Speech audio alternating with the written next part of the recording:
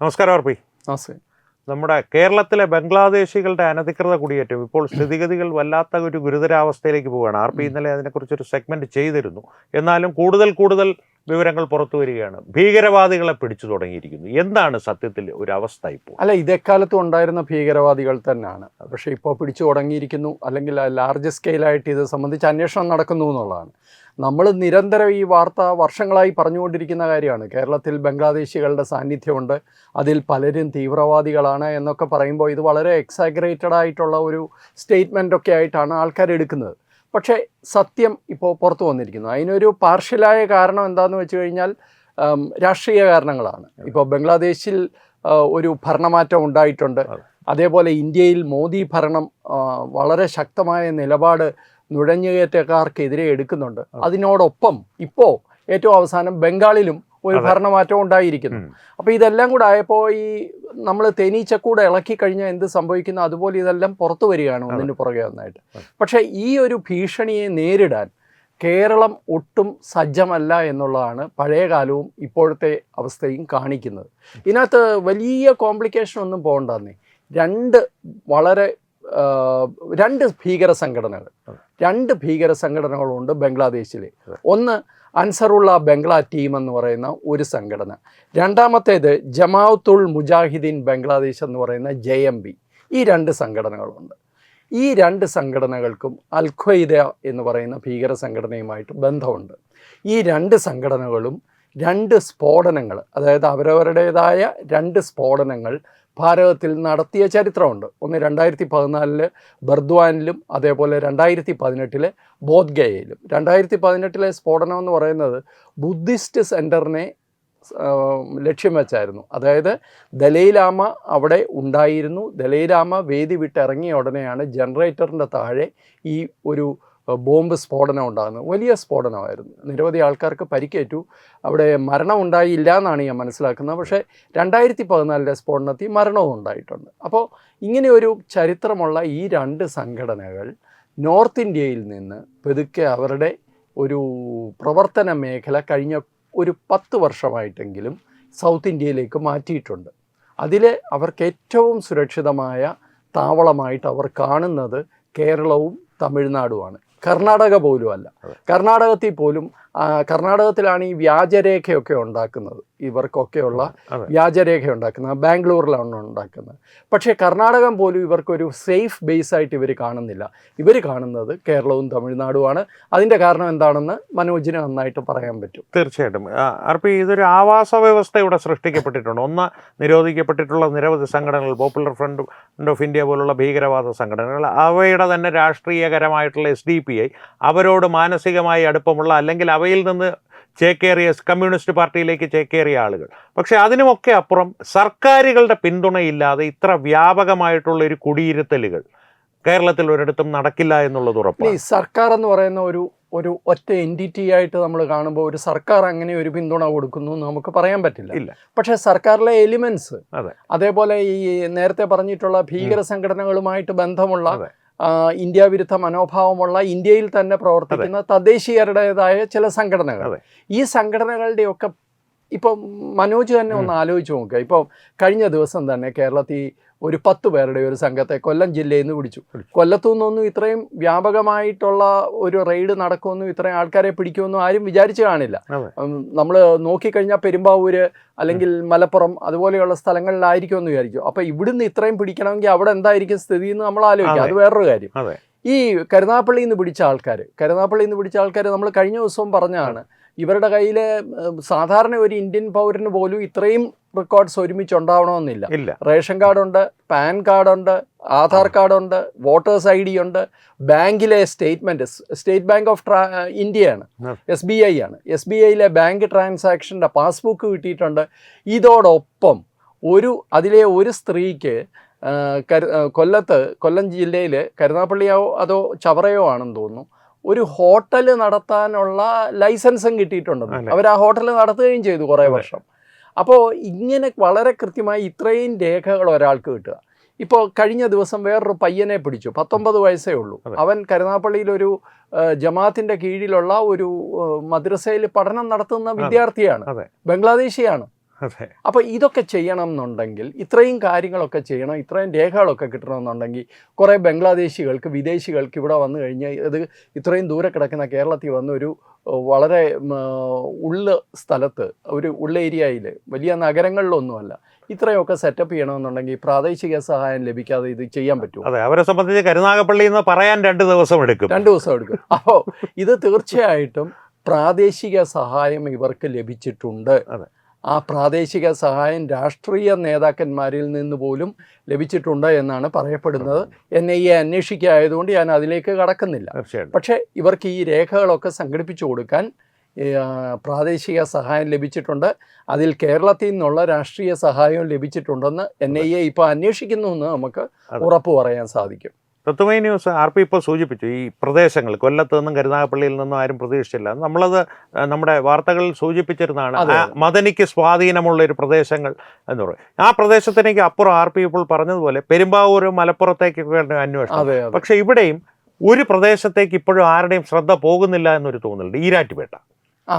അതുപോലുള്ള പ്രദേശങ്ങളിൽ ഇതുവരെ ഉണ്ടാകുമെന്ന് നമുക്ക് പ്രതീക്ഷിക്കാം. എൻ്റെ ചോദ്യം എന്ന് പറയുന്നത്, അവിടെ ഇതുവരെ ഉണ്ടെന്ന് തന്നെ ഇപ്പോൾ നമുക്ക് അനുമാനിക്കാം. കാരണം ആ രീതിയിലാണ് ആളുകളെ പിടികൂടുന്നത്, അത്രയും അധികം സംഖ്യയിലാണ് പിടികൂടുന്നത്. ഇതിലും ഒരുപാട് അധികം ആളുകൾ ഇവിടെ ഉണ്ടെന്ന് പ്രതീക്ഷിക്കാം. ഇതൊരു വലിയ ഇക്കോസിസ്റ്റമായിട്ട് മാറിയിട്ടുണ്ട്. ഇപ്പോൾ കുറേ ആൾക്കാർ ഇപ്പോൾ തിരിച്ചുപോയി, വോട്ട് ചെയ്യാനെന്നൊക്കെ പറഞ്ഞ് തിരിച്ചുപോയി. പക്ഷേ വോട്ട് ചെയ്യാനൊന്നും അല്ല തിരിച്ചുപോയത്, ഇവരുടെ ഏജന്റുമാർക്ക് ഇതൊക്കെ ഒരു വലിയ ഇക്കോസിസ്റ്റമാണ്. ഇപ്പൊ നേരത്തെ മനോജ് സൂചിപ്പിച്ച പോലെ ഒരു ആവാസ വ്യവസ്ഥയാണ്. നമ്മൾക്ക് ബംഗാളിൽ ആര് ജയിക്കും എന്ന് അറിയുന്നതിന് മുമ്പ് തന്നെ ഈ ആവാസ വ്യവസ്ഥയ്ക്കും ഇതിന്റെ ഏജന്റുമാരും പല തട്ടുകളിൽ നിൽക്കുന്ന ആൾക്കാരാണ്. ഇവർക്ക് അറിയാൻ സാധിച്ചിട്ടുണ്ട് ആരാ ഇവിടെ ജയിക്കാൻ പോകുന്നത്. അതുകൊണ്ട് ഇതിൽ കുറേ ആൾക്കാർക്ക് തിരിച്ചു പോകാൻ ഒരു സമയം കിട്ടി. കാരണം എന്ന് വെച്ച് കഴിഞ്ഞാൽ ഈ മുർഷിദാബാദ്, 24 പർഗാനാസ്, ഈ 2 പ്രദേശങ്ങൾ, 2 ജില്ലകൾ ബംഗ്ലാദേശിനോട് ചേർന്ന് കിടക്കുന്ന ഇന്ത്യൻ ഭൂപ്രദേശമാണ്. ഈ 2 സ്ഥലങ്ങളിൽ ഇല്ലാത്തതൊന്നുമില്ല ഇതുപോലെയുള്ള രാജ്യവിരുദ്ധ പ്രവർത്തനങ്ങളെ സംബന്ധിച്ചിടത്തോളം. എല്ലാ ബംഗ്ലാദേശി ബേസ്ഡ് ആയിട്ടുള്ള ഭീകര സംഘടനകളും നെറ്റ്വർക്കുകളും മയക്കുമരുന്ന് മാഫിയകളും ഒക്കെ ഈ 2 ജില്ലകളിൽ വളരെ സജീവമാണ്. പാകിസ്ഥാൻ്റെ ISI വളരെ സജീവമാണെന്ന് ഇൻ്റലിജൻസ് റിപ്പോർട്ട് വന്നിട്ട് ഇപ്പോൾ 1 വർഷത്തിൽ കൂടുതലായി. മുർഷിദാബാദ് ജില്ലയിലും 24 പർഗാനാസിലും അതുപോലെ മറ്റ് ചില സ്ഥലങ്ങളുണ്ട്. അപ്പോൾ അന്ന് ഇൻ്റലിജൻസ് റിപ്പോർട്ട് ഇത് സംബന്ധിച്ച് വന്നു കഴിഞ്ഞപ്പോൾ മമതാ സർക്കാർ അതിൻ്റെ പേരിൽ ഒരു നടപടി എടുത്തില്ല. ഇപ്പോൾ പുതിയ സർക്കാർ അതിൻ്റെ പേരിൽ നടപടി എടുക്കുമെന്ന് തന്നെയാണ് ഞാൻ പ്രതീക്ഷിക്കുന്നത്. കാരണം പാകിസ്ഥാൻ്റെ ISI പോലെയുള്ള സംഘടനകൾ വളരെ ആക്റ്റീവായിട്ടുള്ള ഒരു പ്രദേശമാണ്. അവിടെ നിന്ന് വിട്ട് വരുന്നവരാണ് ഈ പറയുന്ന എല്ലാ സ്ഥലങ്ങളിലേക്കും വ്യാപിക്കുന്നത്. കൃത്യമായി തമിഴ്നാട്ടിലെത്തിക്കുന്നു, കൃത്യമായി കേരളത്തിലെത്തിക്കുന്നു. ഇപ്പോൾ മനോജ് ഓർക്കുന്നുണ്ടോ എന്നറിയില്ല, 2018 സ്ഫോടനത്തിന് ശേഷം 4 പേരെ പിടിച്ചായിരുന്നു. അന്നത്തെ പോലീസ് പിടിച്ചു. മഹാരാഷ്ട്ര പോലീസാണെന്ന് തോന്നുന്നു 4 പേരെ അറസ്റ്റ് ചെയ്ത്. അന്ന് ആ 4 പേര് പറഞ്ഞ കാര്യം, ഞങ്ങൾക്ക് കേരളത്തിൽ ഒളിത്താവളമുണ്ട്, കേരളത്തിൽ ഇതുമായി ബന്ധപ്പെട്ട ആൾക്കാരുണ്ടെന്ന് പറഞ്ഞു. പക്ഷേ ഒരു അന്വേഷണവും കേരളത്തിൽ ഉണ്ടായില്ല അത് സംബന്ധിച്ച്.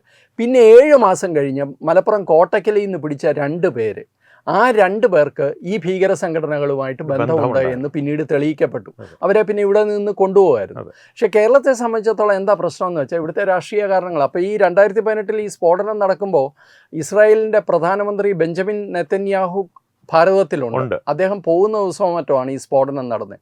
അപ്പോൾ കേരളത്തിൽ ഇങ്ങനെ ഒരു സംഭവം ഉണ്ട്, കേരളത്തിൽ ഇതിൻ്റെ ബേസ് ഉണ്ട് എന്ന് പറഞ്ഞിട്ട് പോലും കേരളത്തിൽ അന്വേഷണം നടത്തിയില്ല. ആ സമയത്ത് നമ്മുടെ മുഖ്യമന്ത്രിയായിരുന്ന പിണറായി വിജയൻ നെതന്യാഹുവിൻ്റെ ഇന്ത്യ വിസിറ്റിനെതിരെ പ്രസ്താവന നടത്തുമായിരുന്നു.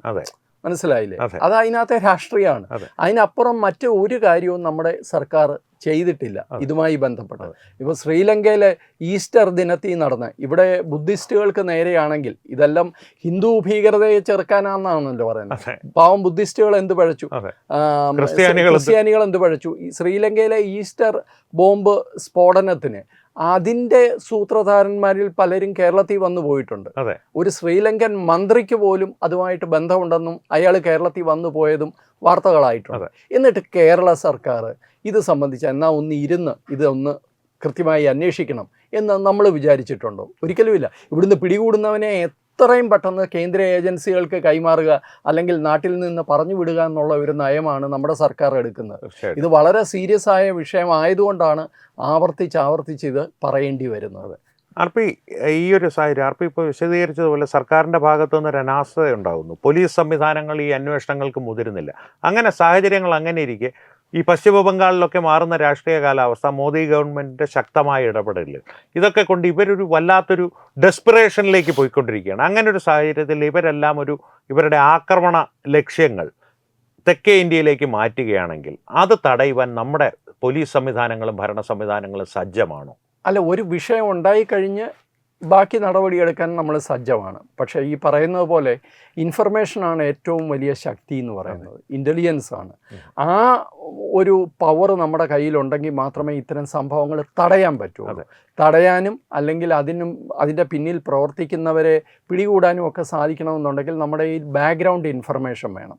ആ ബാക്ക്ഗ്രൗണ്ട് ഇൻഫർമേഷൻ കേരളത്തിൽ എത്രത്തോളം ഉണ്ട് എന്ന് നിങ്ങൾ തന്നെ, മനോജ് തന്നെ ചിന്തിച്ചാൽ മതി. ഇപ്പം നമ്മളിവിടെ ശരിക്കും പറഞ്ഞു കഴിഞ്ഞാൽ നിങ്ങളൊന്ന് സെർച്ച് ചെയ്ത് നോക്കിക്കഴിഞ്ഞാൽ കേരളത്തിൽ എത്ര അന്യസംസ്ഥാന തൊഴിലാളികൾ ഉണ്ട് എന്ന് നമുക്കറിയില്ല. അതിനൊരു കൃത്യമായ കണക്കുണ്ടോ എന്ന് ചോദിച്ചാൽ സർക്കാരിൻ്റെ കയ്യിലുണ്ടോ എന്ന് എനിക്ക് സംശയമാണ്. ഇതിനെ അന്യസംസ്ഥാന തൊഴിലാളിയല്ല, അതിഥി തൊഴിലാളി എന്ന് വിളിക്കണമെന്നാണല്ലോ സർക്കാർ പറയുന്നത്. അപ്പോൾ ഇത് എത്ര പേരുണ്ടെന്ന് അറിയില്ല. അതിൽ തന്നെ എത്ര പേര് ബംഗാളികളാണെന്ന് അറിയില്ല, അതായത് നമ്മുടെ വെസ്റ്റ് ബംഗാളിൽ നിന്ന് വന്നവരാണെന്ന് അറിയില്ല. ഇതുപോലും അറിയാത്തവർക്ക് ഇതിനകത്ത് ഇനി എത്ര ബംഗ്ലാദേശികളുണ്ട് എന്ന് നമുക്ക് എങ്ങനെ അറിയാൻ സാധിക്കും? ഇപ്പോൾ ഈ മുർഷിദാബാദിലെ മറ്റേ 24 പർഗാനാസിലൊക്കെ 40% മമതാ ബാനർജിയുടെ കാലത്ത് 40%-ഓളം ബംഗ്ലാദേശികളാണെന്നാണ് പറയുന്നത്. ബാക്കി 60% ഉള്ളൂ തദ്ദേശീയർ. അപ്പോൾ അതിൽ നിന്ന് കൂടുവിട്ട് വരുന്നവരിൽ ഇവിടെ എത്ര ശതമാനം ആൾക്കാരോ അല്ലെങ്കിൽ എത്ര പേരുണ്ട്? വെറും 3000 പേരേ ഉള്ളൂ, 5000 പേരേ ഉള്ളൂ കേരളത്തിൽ നിന്നൊക്കെ പറഞ്ഞു കഴിഞ്ഞാൽ വിശ്വസിക്കാൻ ബുദ്ധിമുട്ടാണ്. കാരണം അങ്ങനെയല്ല ആ ഒരു ആവാസ വ്യവസ്ഥ പ്രവർത്തിക്കുന്നത്. ഈ എത്ര പേരുണ്ട് എന്നുള്ളതിൽ ഇതിൽ എത്ര ഭീകരരുണ്ട് എന്നുള്ളത് പിന്നീട് വരുന്ന ചോദ്യമാണ്. ആദ്യം കൃത്യമായിട്ടുള്ള എണ്ണം കണ്ടുപിടിക്കാൻ അറിയില്ല. ഈ ഭീകര സംഘടന എന്ന് പറയുന്നത് ചെറിയ ഭീകര സംഘടനയൊന്നും അല്ല. ഇപ്പൊ ഇതിലെ ഞാൻ പറഞ്ഞ അൻസറുള്ള ബംഗ്ലാ ടീം എന്ന് പറയുന്ന ABTയെ ബംഗ്ലാദേശ് സർക്കാർ പോലും 2015 നിരോധിച്ച സംഘടനയാണ്. ബംഗ്ലാദേശിൽ വ്യാപകമായിട്ട് മതനിന്ദയുടെ പേരിൽ അല്പം എഴുത്തും വായനയും അറിയാവുന്ന ചെറുപ്പക്കാരായിട്ടുള്ള കലാകാരന്മാരെയും അതേപോലെ വ്ളോഗേഴ്സിനെയും ഒക്കെ തെരഞ്ഞു പിടിച്ച് കൊന്ന സംഘടനയാണ് ഈ ABT.